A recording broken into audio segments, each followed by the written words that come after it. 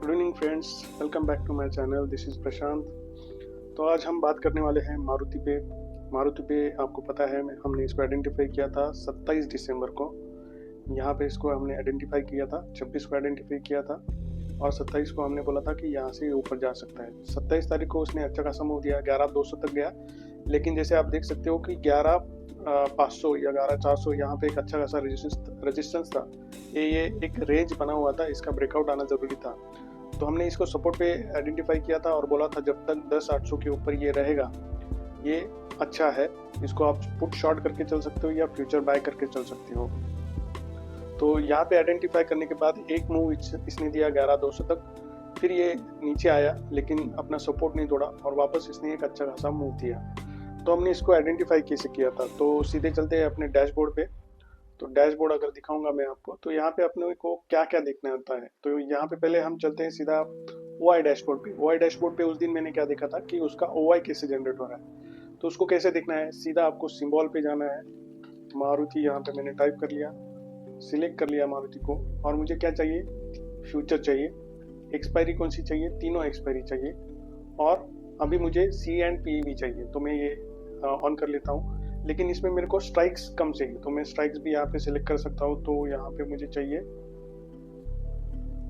10,700 से 11,500 तक या 12,000 तक भी ले सकते हैं, 12,500 ले लेते हैं। तो 12,500 एक अच्छा खासा रेजिस्टेंस है। यहाँ पे आप चार्ट पे देख सकते हो। तो अभी इसने जीरो से जो उसका लो था, यहाँ से अगर हम कैलकुलेट करेंगे तो उसने 200% का अचीवमेंट कर लिया है। जो हाई लगा है वो 12,050 का है, तो पहला टारगेट तो अपना अचीव हो चुका है। तो अगर डैशबोर्ड पे आप देखेंगे तो डैशबोर्ड पे क्या दिख रहा है, यहाँ पे जैसे मैंने अपने एक्सपायरी सिलेक्ट कर ली, सिंबल सिलेक्ट कर लिया और इंस्ट्रूमेंट कौन से चाहिए वो भी सिलेक्ट कर लिया, स्ट्राइक भी सिलेक्ट कर लिया। तो यहाँ पे अपने को नीचे डेटा मिलता है। तो ये यहाँ पे सारा डेटा आता है जिसमें प्राइस, ओआई एंड वॉल्यूम आपको एक साथ दिखाई देगा। और नीचे ग्राफिकल फॉर्मेट में आपको पता चल जाएगा कि कौन सी जो स्ट्राइक्स है या कौन सा जो फ्यूचर है इसमें सबसे ज्यादा एक्टिविटी है। तो यहाँ पे आप देख सकते हो ये रेड डॉट है। यहाँ पे क्या है, मारुति का 12,100 का जो पी है वहां पे सबसे ज्यादा ओआई चेंज हुआ है 183% का। ठीक है, 183% का ओआई सबसे ज्यादा जहाँ पे ओआई है वो चेंज हुआ है, लेकिन वो पी में है। तो अभी पी में है और अभी मारुति ने 12,100 भी क्रॉस नहीं किया है, 12,050 पे ही है। लेकिन यहाँ पे पुट एक्टिविटी बढ़ चुकी है। तो ये क्या हो सकता है, ये हो सकता है पुट राइटिंग, करेक्ट।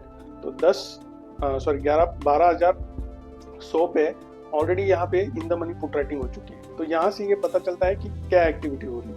दूसरा चीज क्या था, यहाँ पे ऑप्शन डैशबोर्ड में, यहाँ पे मैं आके क्या दिखता हूँ कि कोई जो है, समझो यहाँ पे मारुति डाल देते हैं। मारुति अगर मैं सिलेक्ट करता हूँ तो यहाँ पे मुझे क्या मिलेगा, यहाँ पे मुझे मिलेगा सी एंड पी ट्रैप। तो यहाँ पे नेक्स्ट 10 ईयर दोनों फ्यूचर का आपको सी एंड पी का जो चेंज हुआ है वो मिलेगा, उसके साथ आपको फ्यूचर में जो चेंज हुआ है वो भी मिलेगा। ठीक है, तो यहाँ पे मैं दिखाता हूँ आपको अभी क्या क्या है। तो ये देख सकते हो आप, मारुति का नियर एंड नेक्स्ट फ्यूचर है जिसका प्राइस भी ऊपर लिखा हुआ है। और HOIS मतलब हाईएस्ट ओआई स्ट्राइक, उसमें चेंज क्या हुआ है देख सकते हो, 12,000 पे है हाईएस्ट ओआई स्ट्राइक। और नेक्स्ट फ्यूचर में आप देख सकते हो, ये नेक्स्ट फ्यूचर में की बात कर रहा हूँ, यहाँ पे ऑलरेडी 12,000 पे ओआई कम हो चुका है। ठीक है, थोड़ा ऊपर चलना पड़ेगा। ठीक है, तो ये नेक्स्ट जो है ये आपको दिखाई दे रहा होगा 12,200, 13,400 पे अभी नए कॉल राइटर आने की तैयारी कर रहे हैं। और जो पुट राइटिंग है तो ये थोड़ा ऊपर कर लेते हैं तो आपको दिखाई देगा। ओके, यहाँ पे आपको दिखा रहा है PEHOIS मतलब हाईएस्ट पुट ओआई स्ट्राइक कौन सा चल रहा है, नियर और नेक्स्ट में। ऊपर वाला नियर है, नीचे वाला नेक्स्ट है। तो यहाँ पे आप देख सकते हो जो चेंज हो रहा है वो कैसे हो रहा है, ये सारी चीजें आपको यहाँ पे मिल जाएगी। उसके बाद ऑप्शन चेन आएगा। ऑप्शन चेन भी आप सिंबल के हिसाब से देख सकते हो। यहाँ पे निफ्टी है तो मैं यहाँ पे अगेन मारुति सिलेक्ट कर लेता हूँ।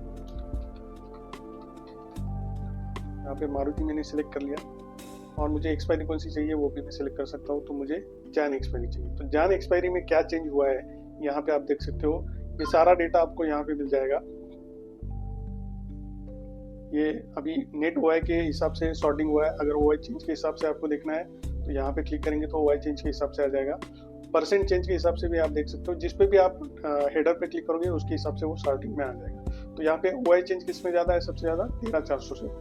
तो सबसे ज़्यादा जो स्ट्राइक का जो OI है वो 13,400 है। तो नए राइटर अभी कहाँ पे राइटिंग कर रहे हैं आपको समझ में आ रहा है। उसका प्राइस चेंज क्या हुआ, ओपन हाई लो क्लोज क्या था, ये सारी चीज़ें आपको यहाँ पे दिख जाएगी। वैसे ही पुट साइड में अगर मुझे देखना है OI चेंज, तो यहाँ पे मैं क्लिक करूंगा और यहाँ पे मुझे पता चल जाएगा कि कौन सी स्ट्राइक में सबसे ज़्यादा OI चेंज हुआ है। तो वो स्ट्राइक है 12,200, 1,200 और 12,000। ये तीनों स्ट्राइक में अच्छा खासा OI पुट साइड में जनरेट हुआ है। ठीक है, और प्राइस क्या हुआ है, प्राइस ड्रॉप हुआ है, मतलब क्या हुआ है, पुट राइट हुआ है। ठीक है, तो ये सारा डेटा आपको मिल जाएगा। यहाँ पे आप एक सिंगल स्ट्राइक का OI सारे एक्सपायरीज में क्या हुआ है ये देख सकते हो। तो अभी इसमें हम नहीं जाएंगे, उसी ग्राफ्स आपको पता है, यहाँ पे ग्राफ के हिसाब से आप देख सकते हो। ठीक है, तो ये सारी चीजें हैं, ये सारी चीजें आपको यहाँ पे मिल जाएगी। यहाँ पे OI स्नैपशॉट है, तीनों एक्सपायरीज का OI में क्या चेंज हुआ है, कैसे चेंज हुआ है, ये सारी चीजें आप देख सकते हो। यहाँ पे आपको स्ट्राइक सेलेक्ट करना पड़ेगा, सिंबल सेलेक्ट करना पड़ेगा। ये आपको क्या दिखाएगा, ऑप्शन में कैसा बिल्डअप हुआ है, टॉप 5 स्ट्राइक, टॉप 2 स्ट्राइक, जैसे भी जो भी हुआ है वो दिखाएगा। सबसे इंपॉर्टेंट चीज है ये टेक सिग्नल। तो यहाँ पे जो हमने आइडेंटिफाई किया था मारुति में, यहाँ पे हमने बताया था कि ये स्टॉक मुझे अच्छा लग रहा है। यहाँ पे हमने ऑटो सेक्टर का भी एनालिसिस कर लिया था। उसी दिन ऑटो सेक्टर में थोड़ा मूव आया, लेकिन ये रिजेक्शन कैंडल आया, थोड़ा सा मार्केट डाउन हुआ, लेकिन मारुति ने अपना सपोर्ट नहीं तोड़ा और फिर इसके बाद ये ब्रेकआउट हुआ।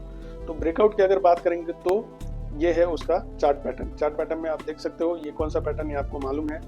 तो ये जो ट्रेंड लाइन है इसके हिसाब से इसने काम किया और ये फाइनली इसने ब्रेकआउट दिया और सीधा 1000 पॉइंट का मूव दे दिया। ठीक है, 10,800 से 11,000 या 12,000 आप बोल सकते हो, 12,050 का इसने हाई लगा लिया है। ठीक है, अभी जो है, अभी क्या है, ये सारे मूविंग एवरेज के ऊपर है, तो अभी ये अच्छा खासा बुलिश है। तो अभी नेक्स्ट क्या, अगर नेक्स्ट मुझे टारगेट चाहिए है तो यहाँ पे मैंने शायद 50% प्रॉफिट बुक कर लिया होगा, तो अभी मेरा नेक्स्ट टारगेट क्या होगा।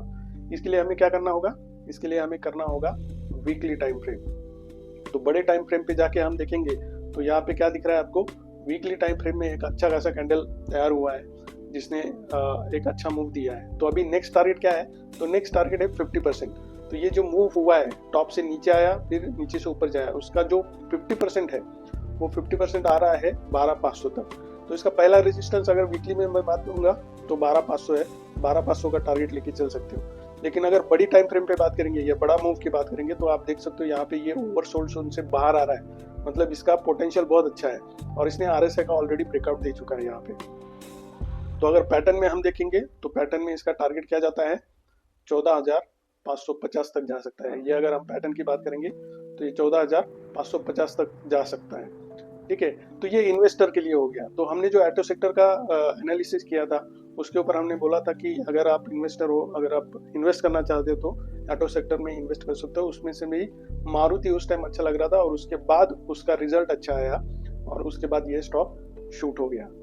तो इस तरह से आपको डेटा एनालिसिस करना है और डेटा एनालिसिस के हिसाब से अगर बात करेंगे हम तो ये जो है ये हमने निकाला कहाँ से था, ये टेक सिग्नल की आप अगर बात करेंगे, यहाँ पे टेक सिग्नल पे मैंने इसको आइडेंटिफाई किया था और मैंने क्या देखा था कि सपोर्ट पे कौन है, मतलब सपोर्ट पे कौन से स्टॉक है या स्विंग लो के आसपास कौन से। तो यहाँ पे मैंने स्विंग लो सिलेक्ट करके कंफर्म, जिन्होंने स्विंग लो टच किया और वहीं पे है उसको हम कंफर्म बोलते हैं। ब्रेक मतलब क्या, स्विंग लो ब्रेक करके उसने क्लोज दिया तो वो ब्रेक हो गया। कंफर्म मतलब क्या, स्विंग लो पे टच किया और उसके आसपास ही क्लोज हुआ। और जस्ट अबव मतलब क्या, अभी तक उसने स्विंग लो टेस्ट नहीं किया है लेकिन स्विंग लो के जस्ट ऊपर है, तो इसको हम बोलते हैं स्विंग लो का फिल्टर। ठीक है, तो इसको मैंने सिलेक्ट करके कंफर्म पे क्लिक किया था, तब जाके मुझे वो लिस्ट मिला था और उस लिस्ट में मारुति था। ऐसे मैंने उसको आइडेंटिफाई किया था और ये आइडेंटिफाई करने के बाद मैंने सीधा क्या किया, स्टॉक सिग्नल में गया, यहाँ पे सीधा मारुति डाला। अगर यहाँ पे अभी मैं मारुति डालता हूँ तो अभी करंट के हिसाब से जो भी सिग्नल्स है मारुति में वो सारे आपको यहाँ पे दिखाई देंगे। आप देख सकते हो मारुति के फ्यूचर्स में क्या हो रहा है, तीनों फ्यूचर्स में OI कितना जनरेट हुआ, OI चेंज क्या था, वो सारी चीजें देखेंगे। ऑप्शन सेटअप में क्या हो रहा है वो भी दिखेगा आपको। तो ये देख सकते हो आप 12,200 पे अभी जो करंट एक्सपायरी वहाँ पे सी राइटर्स बैठे हुए हैं और नए पी राइटर अभी 12,000 पे आए हैं, जो 11,000 पे थे वो 12,000 पे आ गए। तो इसका मतलब क्या है, ये बुलिश साइन है। लेकिन अभी 12,200 के जो 12,000 के कॉल राइटर है वो भी 12,200 पे आ गए, ये भी बुलिश साइन है। ठीक है, तो यहाँ पे आप देख सकते हो लॉन्ग बिल्डअप दिख रहा है आपको और अभी ट्रेंड जो है ये बाय है। MACD ने ऑलरेडी अभी बाय दे चुका है, तो हमने उसके पहले ही आइडेंटिफाई किया है मारुति को। तो ये सारी चीजें आप एनालिसिस करके चल सकते हो। आप अगर एलिट मेंबर हो तो आपके पास ये SDA डैशबोर्ड होगा। इसको कैसे यूज़ करना है, क्या यूज़ करना है, इसके बहुत सारे वीडियो में डाल चुका हूँ। आज अगर हम बात करेंगे मारुति में, तो मारुति का टारगेट मैंने आपको बता दिया। ये अभी मूविंग एवरेज के ऊपर आ चुका है, तो उसका कोई प्रॉब्लम है नहीं, डेली चार्ट में अच्छा खासा दिख रहा है। अगर ट्रेंड लाइन की भी बात करेंगे तो ट्रेंड लाइन इसने ऑलरेडी ब्रेक कर चुका है। अगर वीकली की बात करेंगे तो वीकली में ये 50% का जो पहला टारगेट है 12,500 तक जा सकता है, और 12,500 के बाद और एक बार हम इसको एनालिसिस कर सकते हैं। लेकिन अगर हम बात करेंगे तो इसने क्या किया है, एक अच्छा खासा डाइवर्जन दिया है, RSI में एक अच्छा डाइवर्जन है, तो इसके और भी चांसेस है ऊपर जाने के, तो मारुति और भी अच्छा खासा ऊपर जा सकता है। ठीक है, तो ये सारी चीज़ें हैं मारुति के बारे में।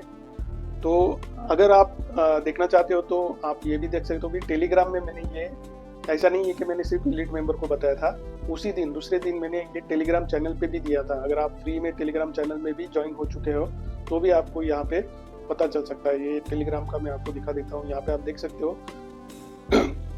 26 को मैंने आइडेंटिफाई किया था, 26 को मैंने एलिट मेंबर को बताया था, और यहाँ पे आप 27 तारीख में फ्री ग्रुप में भी मैंने ये स्नैपशॉट डाला है कि हमने इसका एनालिसिस किया है और उसमें क्या क्या हो सकता है, ये मैंने बात की थी। उसके बाद मैंने ये भी दिखाया कि मैंने मारुति बोला है और मारुति का सपोर्ट रेजिस्टेंस क्या है, कहाँ तक जा सकता है, वो भी मैंने बोला था।